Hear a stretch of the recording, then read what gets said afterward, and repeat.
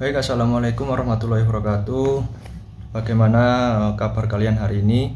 Saya harap kabar kalian baik ya, dan selalu diberi kesehatan oleh Tuhan Yang Maha Esa. Jadi sebelum kita memulai pelajaran hari ini, yang alangkah baiknya kita berdoa terlebih dahulu menurut kepercayaan masing-masing. Berdoa mulai.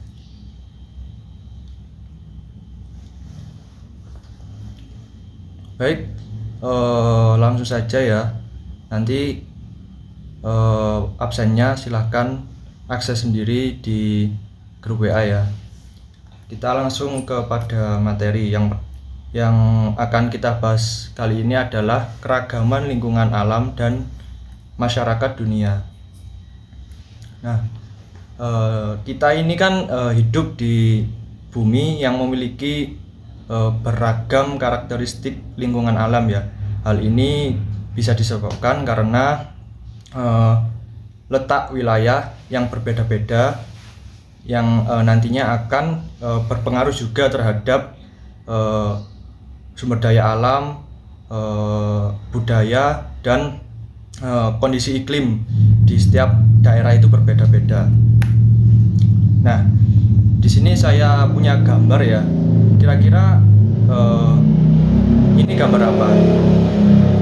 Ya, ini adalah beberapa kondisi wilayah atau kondisi geografi di setiap daerah atau di setiap wilayah yang berbeda-beda. Kira-kira apa sih yang menyebabkan kondisi geografi atau kondisi daerah ini berbeda-beda? Salah satunya adalah letak geografisnya. Dimana yang pertama ini ada gurun pasir yang biasanya terdapat di daerah yang dilewati garis khatulistiwa. Sama halnya dengan hutan hujan tropis ini yang banyak kita temui di negara kita ya, di Indonesia. Ya, salah satunya juga karena negara kita berada tepat di lintang garis khatulistiwa. Nah, sedangkan yang terakhir ini adalah gurun salju yang biasanya terdapat di kutub atau di daerah yang dekat-dekat kutub utara dan kutub selatan. Nah, bumi, kita akan membahas tentang bumi sendiri. Bumi memiliki luas 510,1 juta kilometer persegi dan penduduk sebanyak 7,8 miliar jiwa. Nah, bumi terdiri dari beberapa bagian wilayah yang didominasi oleh beberapa bagian wilayah yang dominasinya itu oleh lautan, yaitu sekitar 75%. Jadi kebanyakan wilayah bumi ini ditempati oleh lautan. Dan selebihnya adalah wilayah daratan meliputi wilayah gurun yaitu 14%, pegunungan tinggi 27%, dan wilayah lainnya yang tidak layak huni. Jadi seluas bumi ini tempat yang bisa dihuni oleh manusia hanya 1/8-nya saja.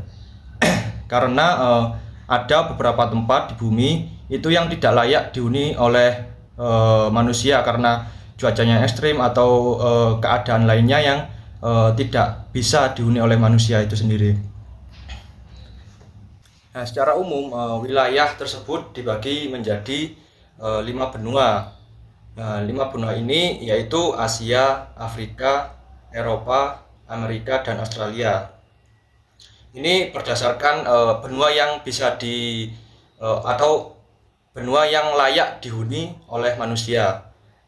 Ada yang menyebutkan juga Amerika ini dibagi menjadi 2, yaitu Amerika Utara dan Amerika Selatan. Dan ada satu lagi benua yang jarang dihuni oleh manusia karena cuacanya ekstrim, yaitu benua Antartika. Benua-benua tersebut kemudian terpecah lagi menjadi negara yang sekarang berjumlah 193 negara. Itu berdasarkan keanggotaan PBB 2020. Nah, bagaimana sih kondisi lingkungan alam di dunia? Kita bahas dulu klasifikasi berdasarkan benua ya. Yang pertama ada benua Asia. Benua Asia merupakan benua terluas yang terdiri dari banyak negara, memiliki luas 44.579.000 km persegi yang memiliki bagian-bagian berdasarkan karakteristik geografisnya, yaitu Asia Utara, Asia Timur, Asia Selatan, dan Asia Tenggara. Benua Asia ini merupakan benua terluas di dunia dan memiliki penduduk terluas pula. Benua Asia ini memiliki beragam kondisi iklim, bahkan seluruh iklim yang ada di dunia itu ada di benua Asia ini. Salah satunya itu iklim tropis yang ada di Asia Tenggara, subtropis, terus iklim sedang, iklim dingin, iklim darat, Mediterranean, kutub, dan pegunungan. Dengan itu, Asia memiliki keanekaragaman flora dan fauna yang kaya daripada benua-benua yang lain. Selanjutnya ada benua Afrika. Benua Afrika merupakan benua dengan luas 30.224.050 km persegi dan memiliki populasi terbanyak kedua setelah benua Asia, yaitu 1,340 miliar jiwa. Hal ini menjadikan benua Afrika benua terluas kedua setelah Asia dan memiliki penduduk terbanyak kedua setelah Asia. Benua ini menyumbang sekitar 17% dari populasi manusia di dunia. Benua Afrika dilewati garis khatulistiwa sehingga bagian wilayahnya beriklim tropis kecuali di bagian paling utara dan paling selatan yang sudah memasuki iklim subtropis. Pada Afrika ini merupakan rumah bagi keanekaragaman hayati dengan jumlah terbesar spesies megafauna atau spesies hewan yang berukuran besar. Seperti yang kalian ketahui, biasanya ikon dari negara Afrika ini adalah berbagai macam flora dan fauna yang masih sangat banyak di sana karena kondisi alamnya yang masih terawat hingga sekarang. Dan benua Afrika ini merupakan benua yang dilewati oleh garis khatulistiwa dan garis bujur. Oleh karena itu benua Afrika ini memiliki keanekaragaman hayati yang berbeda-beda. Selanjutnya ada benua Amerika. Amerika merupakan benua dengan luas yang besar dan Amerika merupakan benua luas dan besar yang membentang dari bagian utara hingga selatan bumi. Wilayahnya terdiri dari Amerika Utara, Amerika Tengah, dan Amerika Selatan. Ada yang menyebutkan bahwa benua Amerika ini diklasifikasikan menjadi dua benua yang berbeda, yaitu benua Amerika Utara dan benua Amerika Selatan. Jika dihitung dari keseluruhan, benua Amerika memiliki luas sebesar 42.549.000 km persegi dan populasi sebanyak 1,002 miliar orang.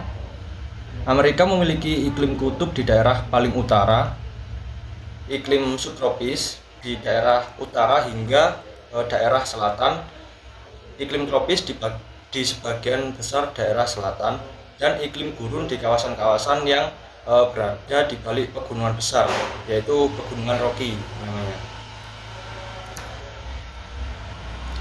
Selanjutnya ada benua Eropa. Eropa secara geografis adalah sebuah semenanjung atau anak benua Asia.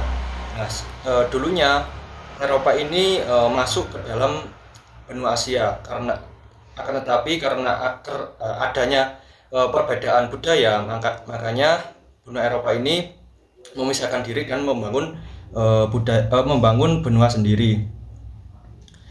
Jika dilihat dari letaknya, seluruh wilayah di Eropa terletak di atas garis khatulistiwa sehingga memiliki variasi iklim subtropis, sedang, dan dingin. Jenis-jenis iklim berdasarkan kategorisasi yang lain juga terdapat di benua ini, yakni iklim kutub, Mediterania, kontinental, dan iklim laut. Benua Eropa tanpa wilayah Rusia di benua Asia, karena Rusia itu kan terbagi menjadi dua wilayah, yaitu yang pertama di wilayah benua Eropa dan yang sebagian di timur itu wilayah bagian benua Asia. Itu adalah benua terkecil kedua setelah Australia dengan luas 10.180.000 km persegi dan total penduduk sebanyak 747,6 juta jiwa. Namun walaupun benua ini termasuk benua yang kecil, benua ini bisa dikatakan benua yang paling maju karena di dalamnya terdapat negara-negara adidaya seperti Inggris, Eropa, Jerman, dan masih banyak yang lain. Maka dari itu benua Eropa ini termasuk benua yang paling maju dari benua-benua yang lain. Selanjutnya ada benua Australia atau masuk di benua Oceania. Benua Australia ini merupakan benua yang memiliki luas wilayah 8.536.716 km persegi dengan jumlah populasi sebesar 42.677.833 jiwa. Benua Australia ini memiliki beragam iklim. Australia bagian utara itu meliputi Papua Nugini dan kawasan di Laut Asia Pasifik itu beriklim tropis seperti layaknya di negara kita Indonesia, karena secara teritori dia masuk dilewati oleh garis khatulistiwa ya.